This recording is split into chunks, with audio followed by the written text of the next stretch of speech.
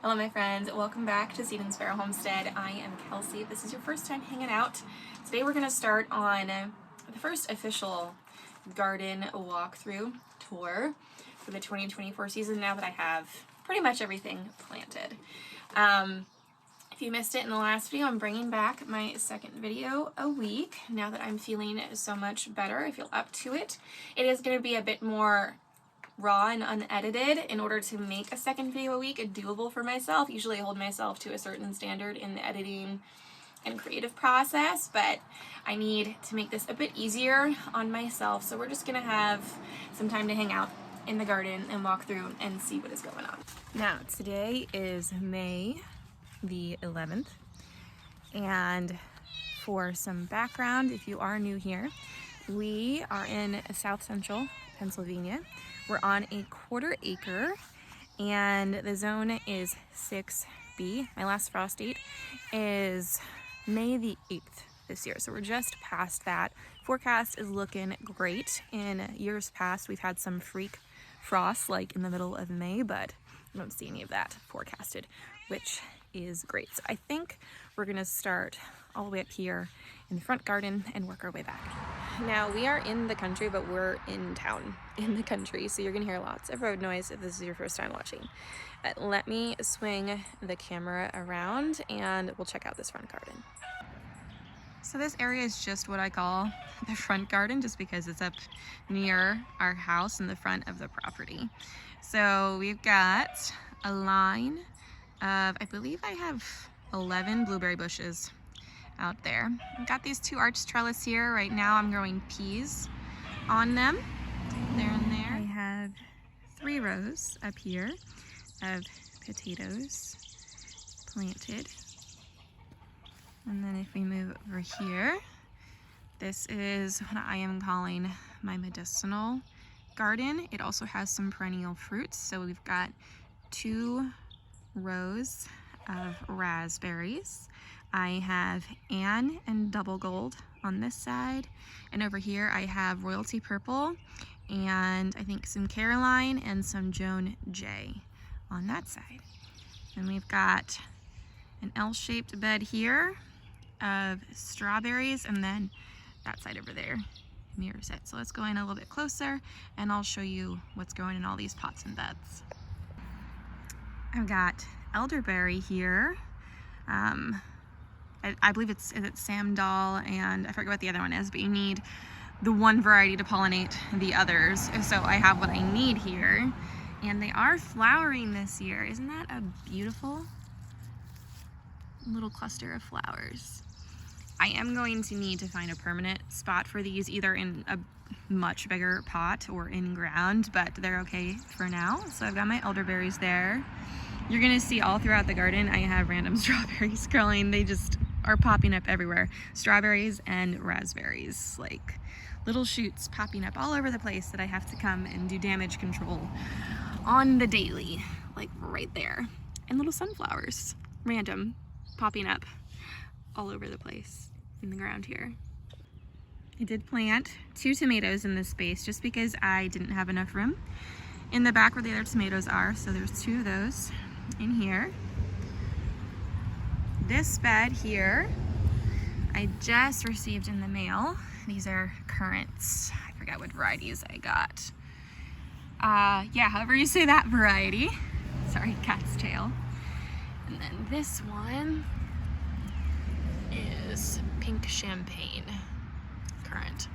So right now that's all that's in this bed. This is really nice loose soil, so I think I'm gonna sow some carrots in here because I don't know how fast these grow, but it did say they can get to be about 3 feet in size. So eventually this bed will just be dedicated to them, but while they grow, I'm gonna make sure to make good use of the space, and we'll put some carrots, maybe some beets in there. I have a celery plant that overwintered here next to this bed, so I'm just keeping him there, looking really good. See the stalks. Here I have stinging nettles. I have a variety of things in this bed. This is passion flower. I have cabbage here. St. John's wort is here. I did have someone comment and told me this is gonna take over the bed. I grew this before. I didn't grow it successfully though, so it didn't really amount to anything. It got to maybe like 12 inches around and then randomly died.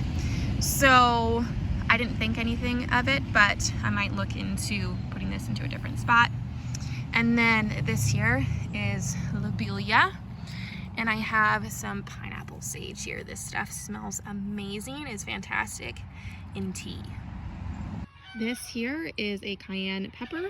I'm using that for medicinal purposes, so it's up here for that reason, but also to make sure that I don't have any heat transfer with the mild peppers I had in the back. And then I have a whole bunch of different mints in here in pots to try and keep them under control. This here is banana mint, and it really smells like bananas. A really sweet scent. I am interested to see how this will taste in tea form. We'll do lots of tea making this summer. I have random little flowers dotted throughout here. So these are some violas here. And then I have another random cabbage here because I needed a spot for that. And this is feverfew, which I fully expect to just take over this area. And then I have a lot of volunteer plants, things that just, self-seeded from last year. So I have calendula popping up all over.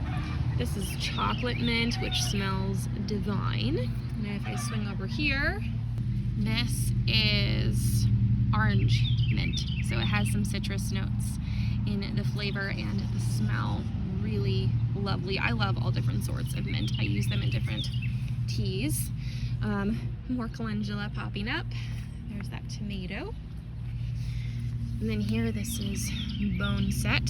Great for respiratory things.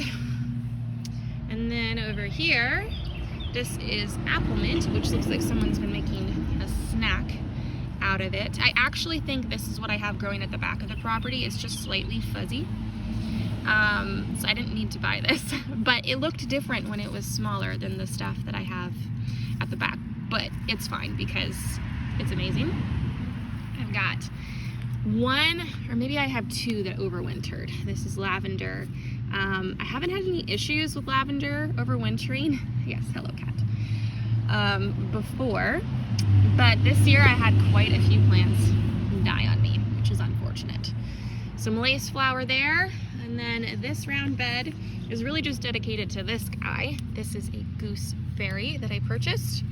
Yeah, another one, Hinamaki, maybe that's how you say that, red gooseberry. So again, this one will get to be 3 to 4 feet wide. So right now I have some different onions in here and a few extra celery plants that didn't fit in the no-dig garden. And then the last little bit in this space, some garlic that I planted in the fall. Now this entire bed was planted with garlic, but everything in the center died, which is a bummer. There's just a few stragglers down here that I think are gonna recover, but they rotted in the center. I'm just not sure why that happened. If you have any inklings on why that may have happened, please do let me know. And then I filled in with some yellow beets, and then I might come in here and do some more carrots too. I'm all about the root veggies this year, so any space I can sneak some carrots or potatoes or beets, I will. And then last, I've got some lovage here and some lemon balm, which is just looking lovely and just makes the garden smell so good. The raspberries in this space, I did not prune these back, so they're going to give us a small flush way earlier than the others in the back because those I mowed to the ground. So this whole row is the only one that will probably give us some berries. And this is the first year that I'll get anything off of these purple royalty. I just planted these last year and they didn't produce anything, so I'm really excited to see those. Over here I'll show you our blueberry bushes quick. We've got some actual fruit forming on them this year, which is exciting. So we used to have this row of arborvitae over here. It came all the way out to here, which is why this line kind of curved. We just made do. So in the fall, we're gonna dig these up and make them back into a straight line. So I believe I have 1, 2, 3, 4, 5, 6, 7, 8, 9, 10, 11, there's 12, except my husband mowed down one up front. But some of them are on their second year and some are on their third. And look at this, look at all of these soon to be berries. That's amazing. I'm so excited for that. Oh, hello, little bee. There's a little, do you see him? Little bumblebee sleeping. How cute. So lots of blueberries happening on some of these. Some not so much. There's just a few little clusters. But some of them are looking amazing. I'm really excited to taste our first blueberries. So I may have to cover these with some netting. I'm gonna have to figure that out because I'm sure you can hear birds in the background. They will get them all before we do. There's the one. Matt mowed over, the poor thing. It's still alive. You can see there's life coming back, and he's stuck a T-post here just so he doesn't do it again. But there's the blueberries. I'm so excited. Real life over here. This side's a little bit messy, but this is where I had a lot of my seedlings, and you can see how much rain we've been getting. It's nuts. This was just from yesterday. So I have a little bit of cleaning up to do over here, but I don't think I showed you yet. Let me go out here and turn around. So last year I brought you all along as we kind of redid this space, put in these retaining walls and steps and pavers and stuff. So I finally got around to mulching everything, which makes it look so much more clean. We have some like lattice here ordered, which will just finish off this space so much more. So down here, oh, I forgot what this stuff is called, but it's not alyssum. I think it starts with an L, lobularia or something like that. And these are all just some white petunias, which the ants, I wonder if I can find them. Like there's just a ton of ants all over my garden this year, everywhere. I am inundated with ants and roly-polies. So I did sprinkle some DE. I need to come back and do that again. And I know cinnamon might help. But hopefully soon they start. There's a couple that are opening up, but look, they're devouring them, which is so sad. I've never had that happen before, which is a bummer. So that's that. Sorry, the neighbor is mowing. Can't control that. I got a foxglove, which is just to die for. I love these. So magnificent. And then behind that, this is mullein that I grew from seed last year, and I planted a few more back there. So that'll be my mullein area. The green stalk is not doing anything at the moment. I need to take that apart and then the soil. And then I have some herbs to go in here, and I'll probably put either nasturtiums or petunias in the spots that are empty. And then this here is just snapdragons, cosmos, and a tomato. That is another rhubarb plant I need to actually put in the ground. And this here is golden seal. And it likes wet areas. It usually grows along like creek beds, riverbanks. So I'm thinking of putting it over by our pond, but I have to clean that area out as well before that happens. And then the last thing in this space, I've decided to grow all of my leafy greens here. So I do have some cabbage back here and some kale and a whole bunch of leaf lettuce here, which is looking really good, and some spinach. Let's take a closer look over there. So at first glance, I thought this was doing really well. My goal for planting things back here was that it's usually like 10 degrees cooler from the shade of the house. And I've always run into the issue of my spinach going to seed like within days of me planting it outside. And I was super hopeful. Some of it's still looking pretty good, but I found this already going to seed. It's gonna send up a flower.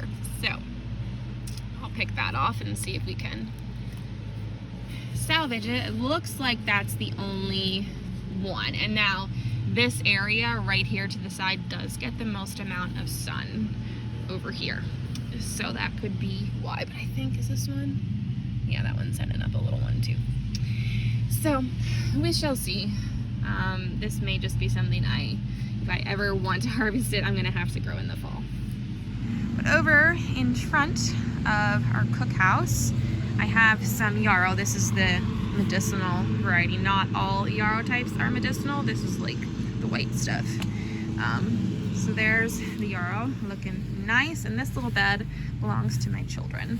Every time we go to a greenhouse, they always seem to bring something home with them, and they're just taking after their mother, which is fine with me. So every time we go to a greenhouse, I let them pick out one thing each.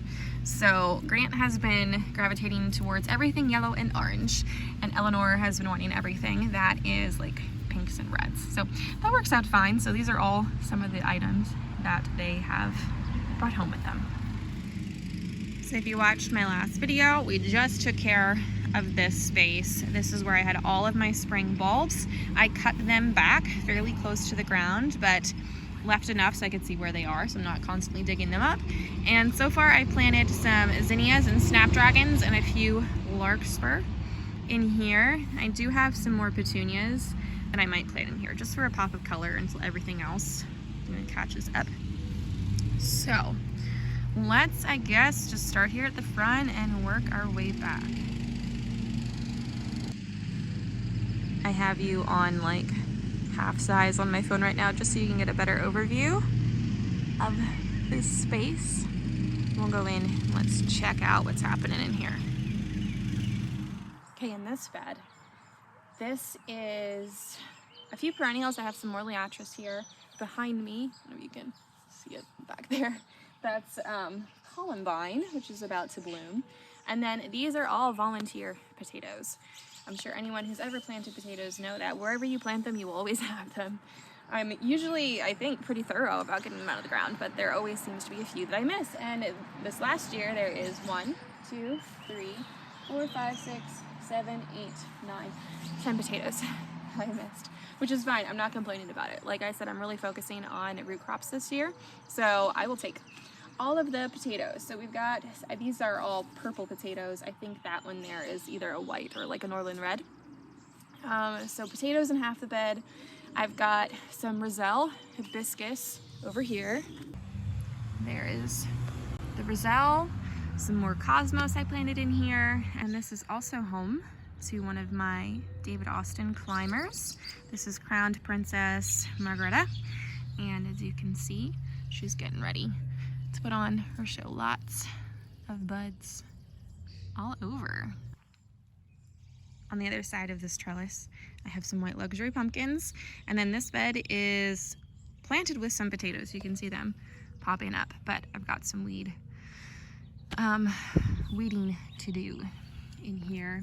I think on this side, oh, I didn't plant those, I forgot. Chamomile is just gonna go on this side, and then all along this trellis here, I have peas. This bed here, I think in the mail today I'll be getting sweet potato slips. All of the ones I was trying to grow died, so I ordered some. So sweet potatoes are gonna go in here, as well as the back, which I'll show you. And then this whole bed here is potatoes, besides the peas that are growing along the back. But it looks like I need to pull these potatoes forward so those peas get some sunlight. All right, let's walk the in-ground portion, and then we'll go back to the raised beds. Over here I have leeks. And they're kind of planted in an arch here if you didn't catch my last video. I've got some shishito peppers, some pepperoncini here, and then holy basil right there, and I believe this is all lacinato, kale around the back, and Miss Patty Cakes, who loves the camera. This side is beets that I have multi-sown. I do it the Charles Dowding way. I multi-sow them in cells inside. I'll do 2 or 3 per cell, and then I plant them out that way, and they're looking great. So I have a mixture of bull's blood, Detroit red. I think there is some Chioggia and some golden beets over here as well. And it's the same thing. I've got, these are all Ajvarski peppers, And this is Genovese basil here. And then this is all blue Scotch curled kale in the back. Under here is some cabbage, which is looking good since I planted it. I do want to keep it covered for a good long while. I've always had issues with cabbage moths just completely devouring any cabbage, so it's gonna stay covered for a while. This bed here, I have some bush beans planted, some royal burgundy, some dragon tongue, yellow wax, and I believe contender. In this one, there should be 12 plants popping up soon. And then around here, the circle, just some petunias for some color. Over here, I've got some herbs. This is marjoram and rosemary, which is looking really healthy. Pretty much everything I grew myself from seed. We've got the cat, some different onions in here, a jewel eggplant, which is looking a little, needs some help, but I think it should be fine. It's still a little bit cool for like eggplants and peppers and tomatoes, but it'll be fine. This here is Nigella, or love in a mist. So we've got that here. I can just smell this. It smells so good. I love the smell of rosemary. And then over here, these are more leeks and some more peppers. These are my jalapenos. So they're jalapenos without any heat. I always get those from Baker Creek. And then over here, some more herbs. This is oregano. I tore out my last oregano because it just wasn't in the spot that I wanted it. This will perennialize, so I expect this to stay here for many years. More onions, more rosemary, and that is cinnamon basil over there. If you remember from last year, I planted some dahlias here. I said I was going to dig them up and show you, and I never did either of those things. But actually two survived. This one, which I believe is a white one, big, beautiful bloom. So I kept one here, and this one was like a purple color. That one I moved to another bed because I didn't realize I had them planted too closely together, and they just completely took over this space and the walkway. So only one dahlia there this year. This is some thyme. And then in here, I am going to be planting my cucumbers. I had to order a trellis for them, so they're waiting. And then I had intended on putting some tomatillos in here, but both of my seedlings died, and I can't find any. So do tell me, I haven't grown tomatillos too much. I know you need two to pollinate one another, but I don't know if it's too late to put some seeds in the ground. Like I said, I'm zone 6B. It's May the 11th, and I have about 60-day growing season. So I guess I could figure that out on my own, but if you know off the top of your head, if I put some in the ground now, I know they can take a little bit longer to germinate, like 3+ weeks. So do you think I would get a harvest if I put some in the ground? I have searched 5 different greenhouses now, and nobody's growing them. I wanted to make some salsa verde, and I honestly have never found them around here, like at the local markets to purchase. So let me know if you have any insight on that. Last bit here, we've got a patch of celery, which is looking really good. There's nothing like homegrown celery. It is so flavorful. And then back here, I planted some okra, 8 plants. I wanted to make sure I put the tall things all the way at the back. So I'll have okra, and I'll have the cucumbers on a trellis at the back. And then the last thing I have in ground is a whole row of shallots. I love shallots. I prefer them so much more than onions. They're just not as pungent, much sweeter, more mild in flavor. I love cooking with them. The only drawback is shallots do not store very well, so my plan is once I harvest these, I am just going to be freeze drying them. All right, let's switch to these raised beds and then we'll go back to the cottage garden. So I have a new bed of strawberries I planted this spring from the runners that were all here, and you can see the runners are finally out. And I don't think I mentioned, we put down all new mulch, which just really cleans up the space. This is a second year strawberry bed, which is looking lush, and I am blown away. It's gonna be a good strawberry year. Sorry, the cat just bumped me. Like, this is one plant right here. All these strawberries. I have a mix of everbearing and June bearing. If you're just getting started with strawberries, if you're looking to preserve them and you may not have a whole lot of plants, June bearing would be the way you want to go because you're going to get a bigger flush at once. Everbearing, they have smaller flushes throughout the season. But I have a mix of both, and I have a lot of strawberries, so it truly, I don't think would matter for me. So I have a mix of both. A lot of mine are EV2 from Norse Farms. I get most of my perennial fruits from Norse Farms, my blueberries, my raspberries. I got the currants and the gooseberry, and previously I had gotten strawberries, but once you buy strawberries, you really don't need to buy any more. They will constantly give you more. But look at all these strawberries.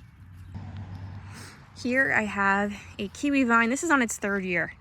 It has taken its good old time, but I mean, I've never experienced it before, but I'm assuming this could potentially be fruit. This is a self-pollinating variety, and I think I just got this from Tractor Supply a few years back. So we will see if anything comes of this hardy kiwi plant.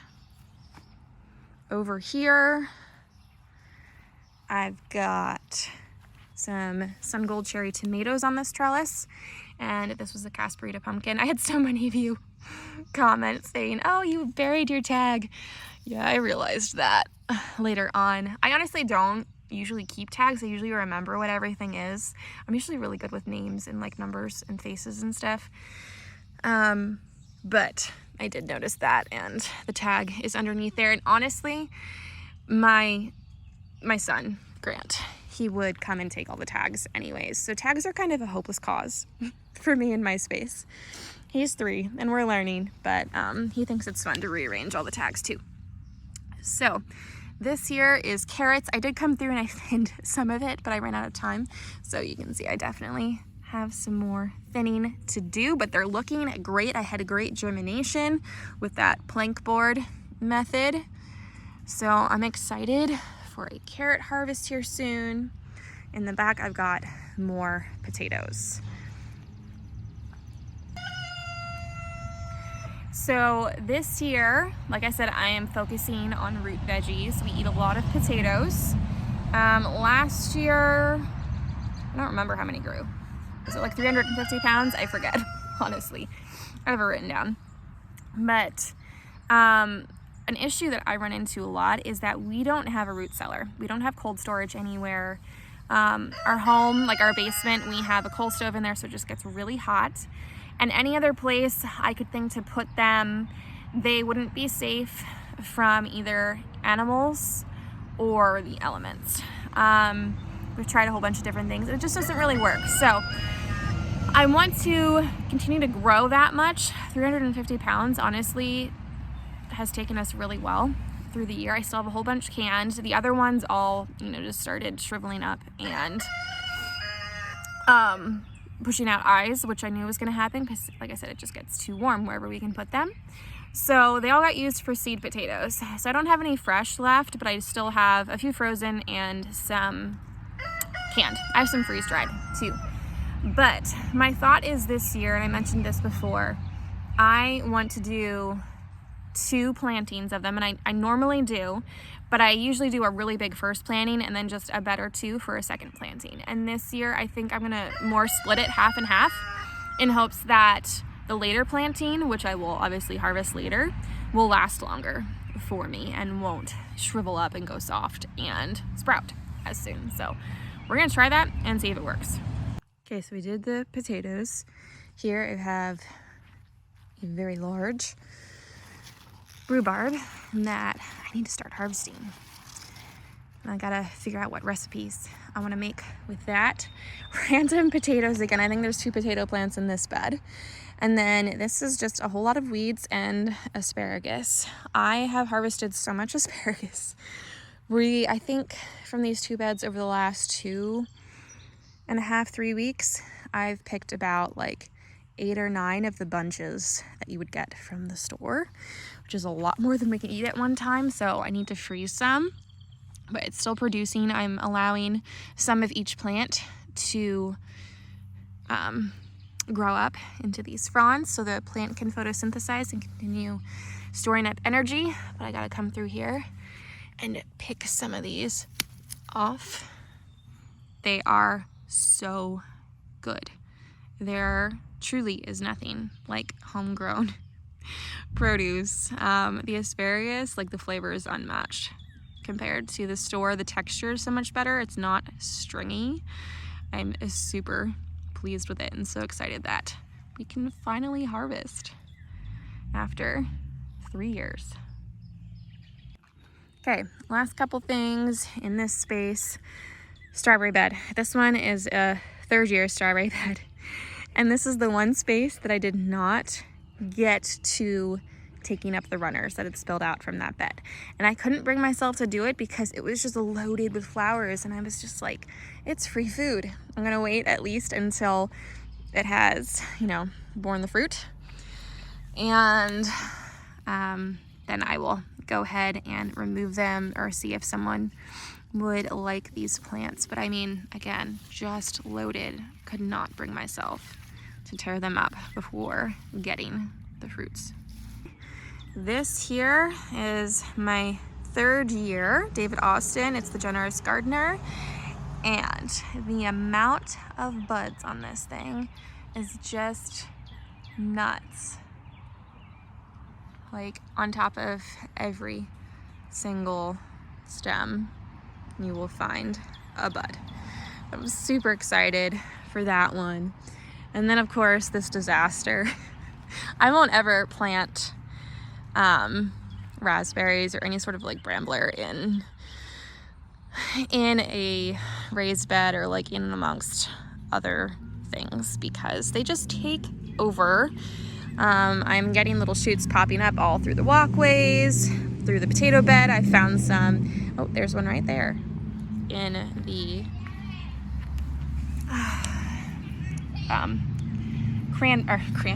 carrots in the carrot bed. So rather than, I can't go through and get all of the shoots out, so I'll disturb the carrots. So now it's just going to be coming through and picking them off. Before we get back to the cottage garden, I do have this new bed here that is filled with blackberries. I had these in pots last year, but they were too confined in there. They did not produce anything.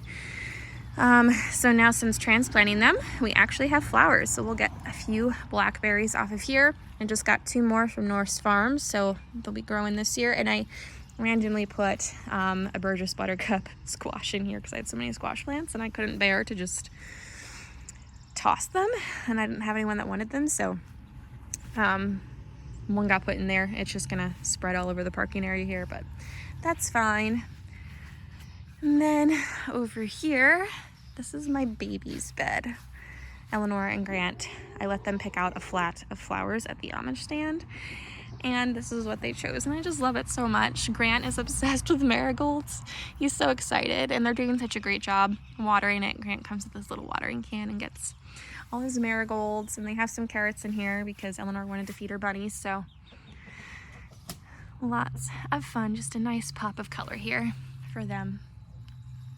All right, this beautiful space. This is the cottage garden. It's in the shape of a keyhole garden, which is sorry, I just realized I'm like pointing with the asparagus spear. It's a permaculture practice, the keyhole garden. I had intended on this space being permaculture, but then I decided I was just going to dedicate it to all the things that I love, which are flowers, especially things you would find in like an English cottage style garden. So it became the cottage garden. So we'll go in here and we'll take a closer look, but there's buds on so many things in here. It's still a little bit messy. I have cleaning up to do, a few more things to plant. I'm going to be changing some things around here probably in the fall because I'm just realizing I don't love the layout of some things. But real quick over here, I have some grow bags that I got from Epic Gardening. Really awesome, super heavy duty, double lined. So I'm confident they're gonna last more than one season, but I need to get some potting soil and some sand to top these off. And this is where some more sweet potatoes are gonna go. So let's just get started, I guess over here on the left.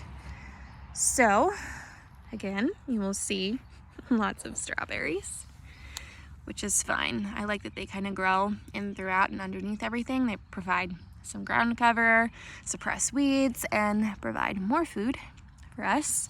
I have some salvia in here. I think this one is a blue salvia. Can't quite tell until it blooms. And then this lavender here, I only had like a small section of it come back, so I need to just come through and take the rest of that off. And then this was a separate plant over here which did not come back, which is a bummer. Volunteer calendula. And then I asked in the last video if anyone knew what this is, and it is Jacob's ladder. But I love the dainty little flowers it puts off. This here is thyme, which is massive, like look in my hand. And I love actually that it has spread, I think it might be creeping thyme, into the pavers here. I love that. Every time you walk on it, you can just smell all of the thyme, which is lovely. So we got thyme there. And then this is a peony, obviously.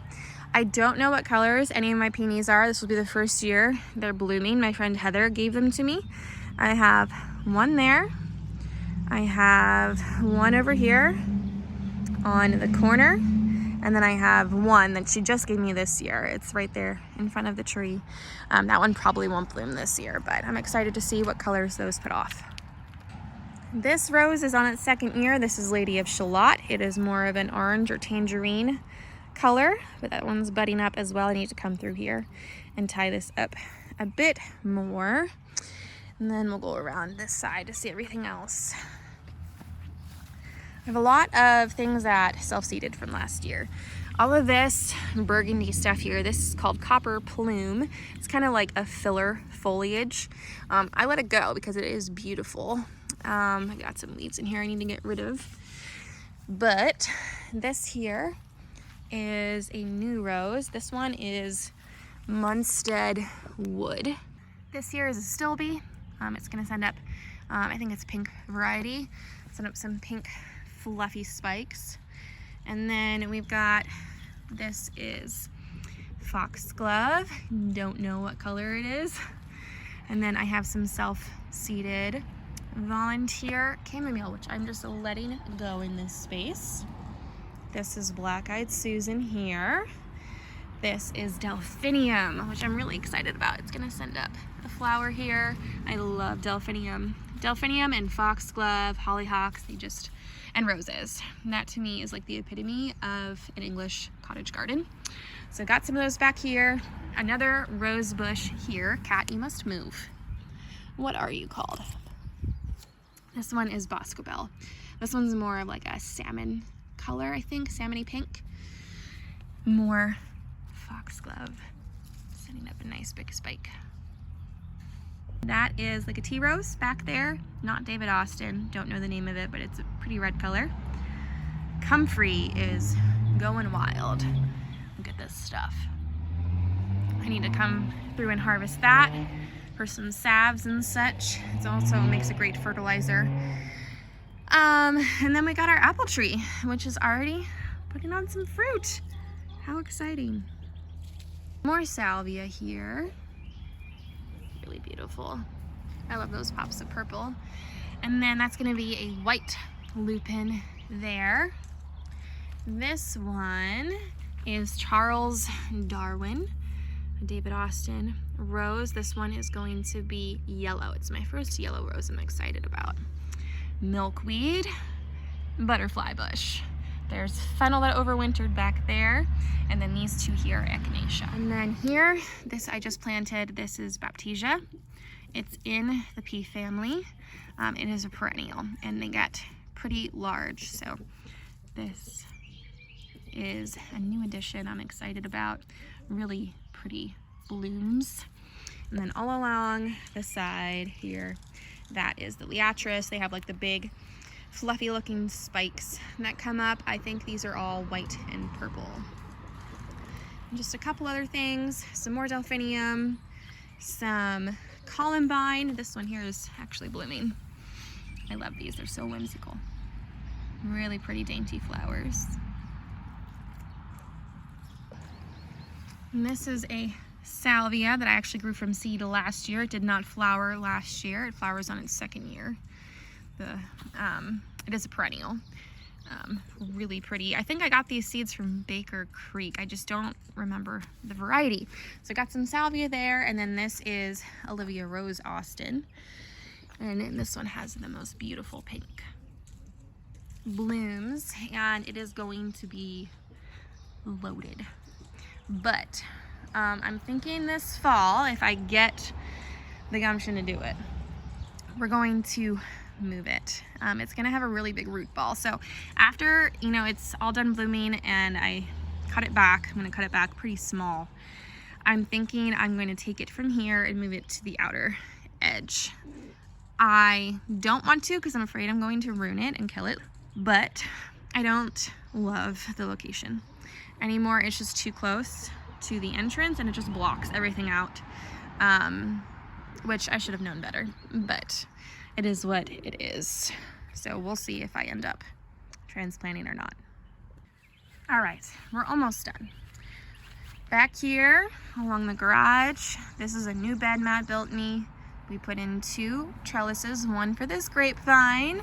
This is, I think, 3 or 4 years old now, but we have not had any grapes yet. But I think this year, maybe we'll get a few. And then some squash. This is Cinderella. Here's the other dahlia that I dug up and put in here. We'll see how it does. And then these are Candy Roaster here and here. And then we've got Burgess Buttercup. We have a honey nut and ooh, what was the other one I planted? Oh, delicata. That's right. So we got those there, and here are the cucumbers just waiting for their trellis. And then over here, here's the tomatoes. I've got mostly paste tomatoes back here and my yellow tomatoes over there. Okay, my friend, we're gonna wrap up the tour here. I went into a lot of detail for the first tour. We won't go into as much detail with, you know, the coming tours, but I wanted to show you just everything that I planted. From here on out, we'll just do some more updates, show you the things that are really making good progress, and then, like I said, as the season progresses, we will morph these videos into some harvest videos. You can come harvest with me. So if you have any questions, please feel free to drop them down in the comments. I'll be happy to help you out. I just love hearing from you guys. I appreciate your comments and support so much. It helps get these videos out to more people. It makes the algorithm happy, and in return blesses our family, and we really appreciate that. So please go ahead and leave some comments. Don't forget to like this video, subscribe if you haven't already, so you can come along and see this garden come to life and fill out and see all that it produces and what I do with it. We've got lots of preserving and cooking videos coming in the future. Today we are going to look at purchasing yet another freezer, maybe a fridge freezer combo, because it'd be really nice once all the produce starts coming in to have another place to put it besides our kitchen fridge, which is usually overflowing. There's typically not enough room for everything, but I want to do some freezer meal videos with you all. I already have felt a huge desire to have some freezer meals ready to go, because these last few days I've been working in the garden. You know, I come in, I'm just like, I don't want to cook. I don't want to cook. It would have been so nice to have some freezer meals ready to go. So we're going to go look at a freezer today. So that way we can work on some freezer meals. I have some canning to do. Someone just gifted us 60 pounds of pork that I have to figure out what to do with. I'm probably going to can that up. So lots of preservation videos and cooking videos coming. Anyways, thank you for hanging out with me. I hope you enjoyed. You have a blessed week, and I will see you next time.